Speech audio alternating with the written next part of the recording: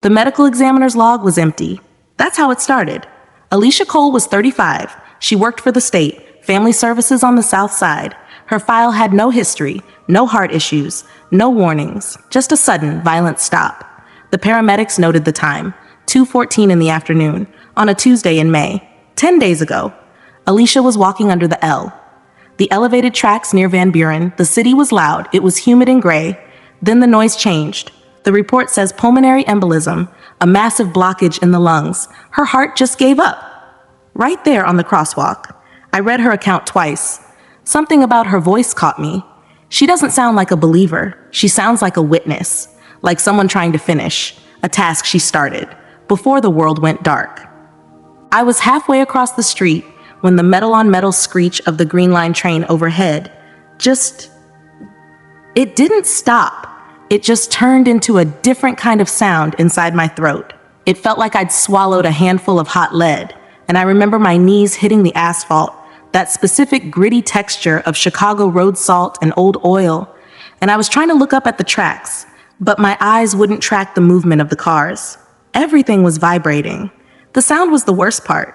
If you've ever lived here, you know that sound, that high-pitched, grinding roar of the wheels on the curves, but suddenly it wasn't outside me anymore. It was inside my ribcage, rattling my teeth, and then there was this sharp, hot pressure right behind my sternum that felt like a caseload of lead bricks being dropped all at once. I couldn't breathe. I knew what was happening. I've done enough crisis intakes to know the look in someone's eyes when their body has officially checked out of the building. I'm sorry, I'm shaking a little bit while I say this because I can still hear it. The train, it's passing my window right now and it's the same frequency. I hit the ground and I didn't feel the impact, which was the first red flag that things were going sideways. I just felt the grayness of the pavement rising up to meet me until it wasn't pavement anymore. It was just gray. Everything was the color of the sky before a November storm. No buildings, no L tracks, no people screaming for an ambulance, just this thick, heavy vibration that felt like I was standing in the middle of a massive industrial engine that was finally cooling down. I wasn't scared. I didn't have the eligibility for fear right then. It was more like the feeling you get when you finally finish a 14-hour shift and you're sitting in your car in the parking lot, just staring at the dashboard, too tired to even turn the key. I was unburdened. That's the only word. My shoulders, which usually felt like they were carrying the weight of 60 different foster care files, suddenly felt light. My neck didn't ache. I wasn't thinking about my student loans or the kid on 79th Street I couldn't find a bed for. I was just there, in the gray. Then the vibration changed. It narrowed down. It went from being everywhere to being one specific point in front of me. I looked, and it wasn't a light. People always say it's a light, but for me, it was a person. He was just standing there in the middle of all that gray fog, and he looked familiar. Not like a relative, but like the person you see every morning on your commute. The one you don't know, but you trust with your keys. He was wearing something dark, simple. He looked like he'd been working. His hands were rough. I noticed that immediately because I look at people's hands during interviews. You can tell a lot by the nails, the calluses, the way they hold a pen. His hands were the hands of someone who'd spent his life lifting things that were too heavy for one person to carry.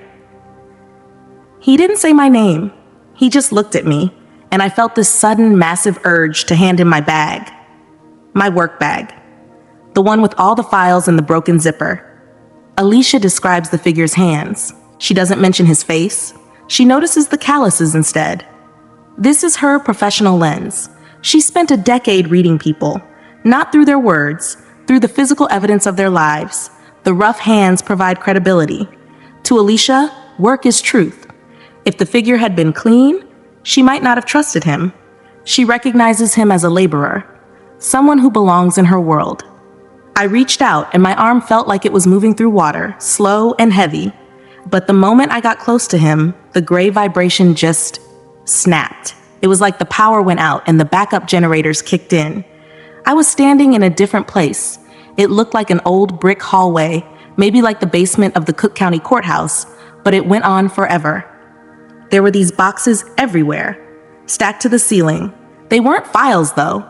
They were crosses, thousands of them. Some were gold, some were plastic, some were just two sticks tied together with twine. They were all just sitting there, collecting dust. I remember walking past a stack of those cheap, neon-colored ones they sell at the shops near the train stations. They look like trash, just empty shells. "Alicia," he said. His voice didn't come through my ears.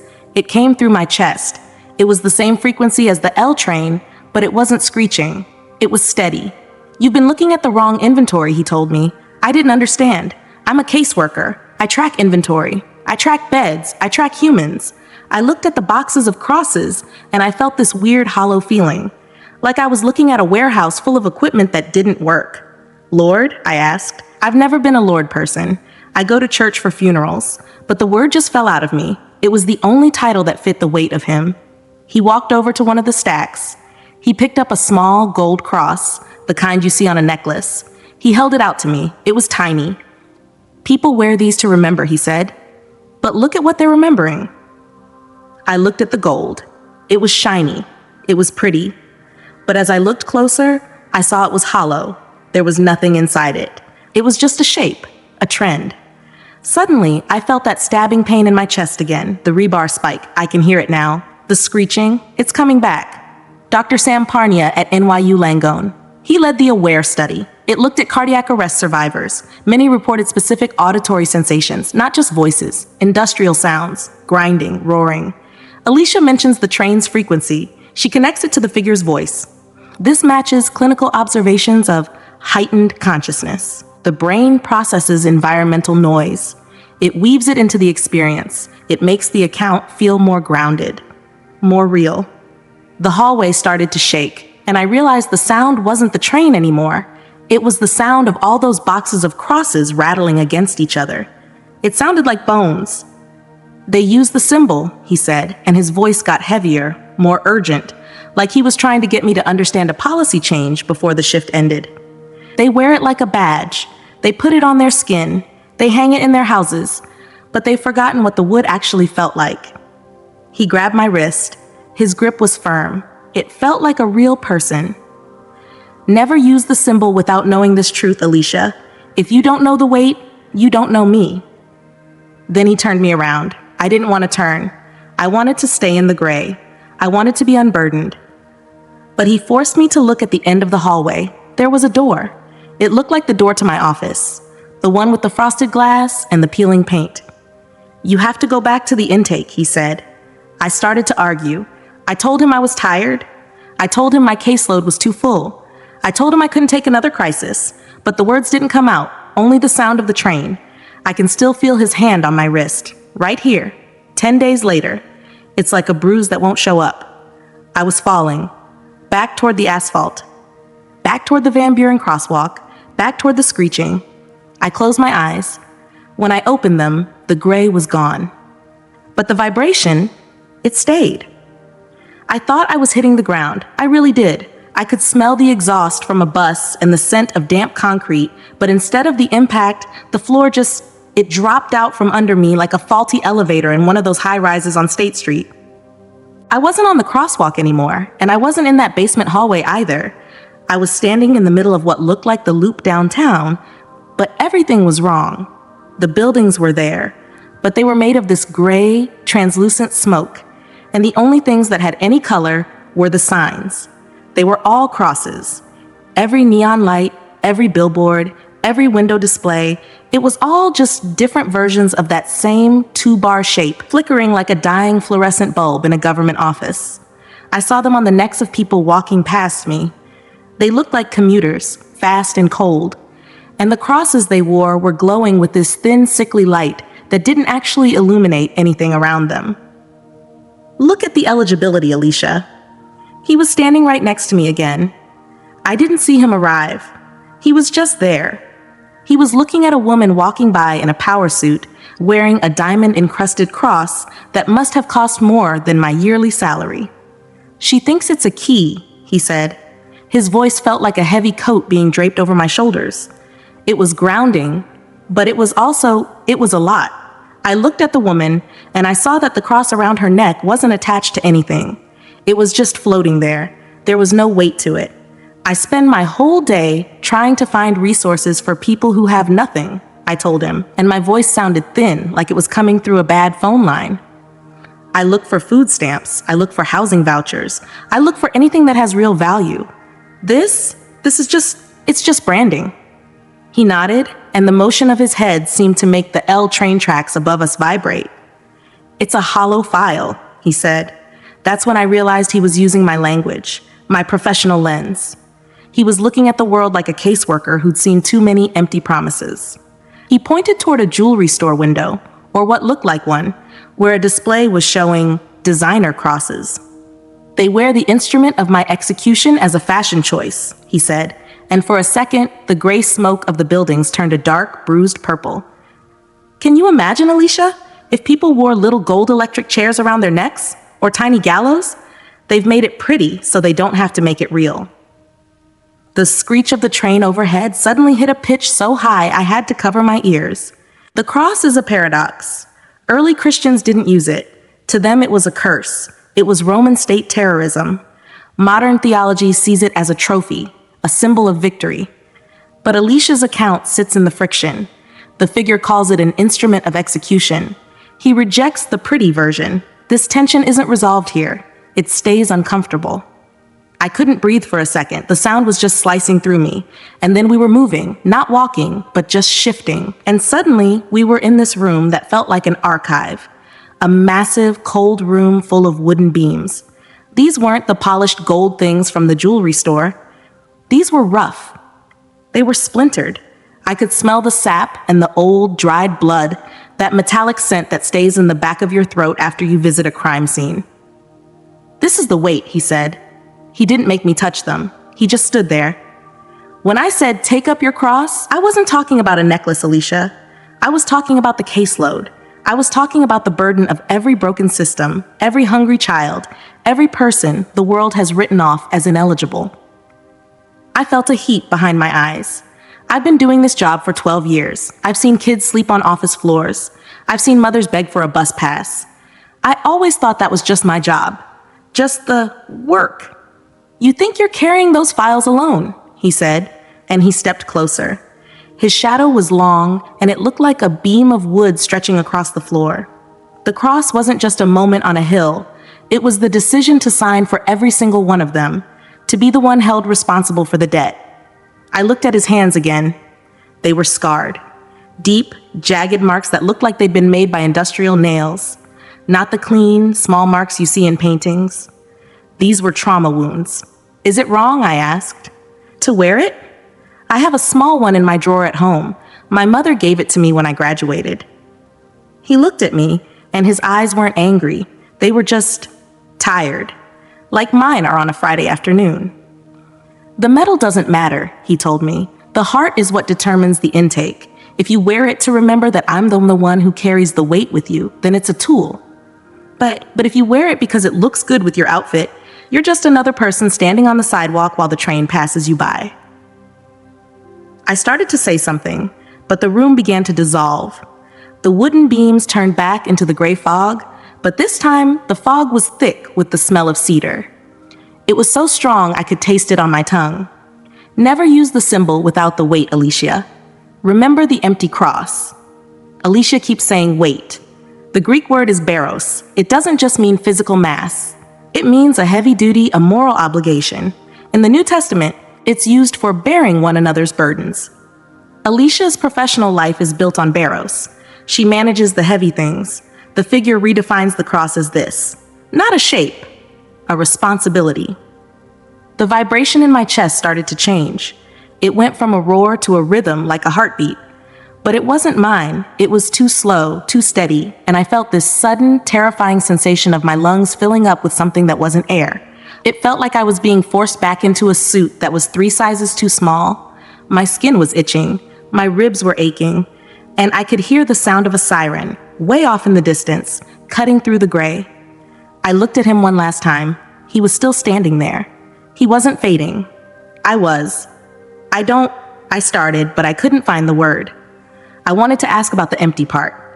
If he wasn't on the cross, and the crosses in the boxes were empty, then where was the proof? He just smiled. It was a small, sad smile. "The proof is in the work, Alicia. Go finish the intake." Then the L train screech returned, but this time it wasn't a sound. It was a physical wall of heat that slammed into my face, and I felt the grit of the Chicago pavement against my cheek again, and I could hear someone screaming, "I think she's dead! Call 911!" I tried to move my hand. I wanted to feel my wrist, to see if the grip was still there, but my fingers were they were like lead. I was back, but I wasn't the same. The weight was still there, but it didn't feel like a burden anymore. It felt like I can't. There isn't a word for it. It's like trying to explain the color of the wind to someone who's lived in a basement their whole life. The sound of the siren didn't just stay in the distance, it started to expand until it was the only thing in the universe, a pulsing, blue and red rhythm that felt like someone was hammering on the inside of my skull. I was lying there on the asphalt, and I could feel the vibrations of the green line train through the ground, but then everything it shifted one last time, like a file being pulled out of a drawer and replaced by another one. I wasn't on the street. I was on a hill. It was a barren place. Just dirt and rocks, no grass, no people. Just 3 wooden beams sticking out of the ground like broken teeth. I looked at the one in the middle, and I expected to see him there. I expected to see the trauma, the nails, the whole scene from the movies, but it was empty. There was just a piece of parchment nailed to the top. I couldn't read the language, but I knew what it was. It was a disposition, a final court order. "The case is closed, Alicia." He was standing behind the middle beam. He looked at the wood, and then he looked at me. "People keep returning to the scene of the crime," he said. His voice was different now. It wasn't the roar of the train. It was the sound of a supervisor telling you the budget had been approved, that the kids were safe, that the work was done. They want to keep me on that wood. They want to wear me there like a souvenir. But the cross is empty because the debt was paid in full. There is no more eligibility to check. There is no more intake to file. It's finished. I reached out to touch the wood, and the moment my fingers brushed the splinters, I felt this massive electrical jolt. In 1968, archaeologists in Jerusalem found the remains of a man named Yehohanan. He was a first-century crucifixion victim. A massive iron nail was still embedded in his heel bone. This is the only physical evidence of the practice ever found. It was a legal act, a state-ordered destruction of a person's status. Alicia describes a disposition on the hill. She sees the cross not as a church icon, she sees it as a legal record, a closed file. This matches the Roman reality of the act. It was a bureaucratic ending. The jolt didn't stop, it kept going, and suddenly I was looking at a ceiling. It was that flat, hospital white color, the one that looks like it's been painted with powdered milk and bleach. I could hear a machine beeping, flat line, then a pulse, and my throat felt like I'd swallowed a roll of sandpaper. There was a tube down my neck, and my chest. God, my chest felt like it had been crushed by a semi-truck. I heard a voice. "We got a rhythm. Alicia? Alicia, can you hear me?" I wanted to tell them about the L train. I wanted to tell them about the caseworker with the scarred hands. I wanted to tell them the case was closed. But I couldn't even blink. The doctor told me later that I was dead for 4 minutes. A massive pulmonary embolism. He said that by the time they got me in the ambulance, my heart had completely stopped. He called it a miracle, but he said it with this nervous twitch in his eye, like he was trying to find a medical reason for why I was still breathing, and he couldn't find the right checkbox. "You shouldn't be here," he told me 3 days later when they took the tube out. "I had to finish the intake," I croaked. He just stared at me. He probably thought I was brain damaged from the lack of oxygen. Maybe I am. But I know what I saw. Dr. Kenneth Ring noted a recurring pattern in NDE research. It's called the return choice. Often, the individual is told they have unfinished business or a task. Alicia's experience uses her professional language, the intake, the caseload. The presence doesn't give a generic mission. It uses her specific life structure to pull her back. This consistency across her vision and her return is a hallmark of high credibility accounts. It's been 10 days since I got out of the hospital. I'm sitting in my kitchen right now, and I can hear the green line train passing by. Every time it screeches on that curve, I feel my ribs vibrate. I look at the small gold cross my mother gave me, the one that's been in my jewelry box for years, and I don't see a pretty necklace anymore. I see a reminder of a debt I didn't have to pay. I went back to work yesterday, just for a few hours. I sat at my desk and looked at the pile of files. The kids who don't have homes, the families that are falling apart. Usually, that pile makes me want to put my head down and cry. It feels too heavy. It feels like the system is just one big grinding machine that doesn't care about the people inside it. But then I felt it, right on my wrist. That grip. Firm, rough, like someone was standing right behind my chair, putting their hand on mine, helping me open the first file. "The proof is in the work," he'd said. "I'm not wearing the cross around my neck anymore. I don't need to. I can feel the weight of it in my hands every time I pick up a pen, every time I answer the phone, every time I look at a person who's been told they're ineligible for help and I tell them, let's try one more thing." My chest still aches when I breathe too deep. The doctors say it'll take time for the lungs to clear out. They say I need to rest. But they don't understand. I'm not carrying the caseload alone. I just sit here and I listen to the train. I listen to that screech, and I remember the gray. I remember the empty hill. I keep my left hand wrapped around my right wrist, just holding on to the place where his fingers were. I do it when I'm walking to the bus. I do it when I'm standing in line at the grocery store. My thumb just rests right there on the bone, on the pulse. It's still vibrating. Alicia Cole is back at her desk on 79th Street. She hasn't told her supervisor about what happened under the tracks. She just works. She's been closing files at a rate her office hasn't seen in years. One detail from her account stays with me: the way she describes the hill. She didn't see a monument. She didn't see a church. She saw a barren place where a legal debt was settled. She told me that when she walks under the L tracks now, she doesn't flinch at the sound. She just waits for the train to pass. She looks up at the steel beams. She looks at the grit on the Van Buren crosswalk.